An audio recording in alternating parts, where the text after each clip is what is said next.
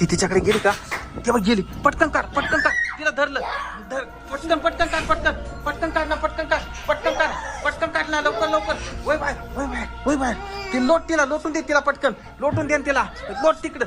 चाल ती पडली ती भुताळी पडली. दार लावून घे. तिकडचं दारला पटकन. चल याला ये बाहेर ये ना पटकन.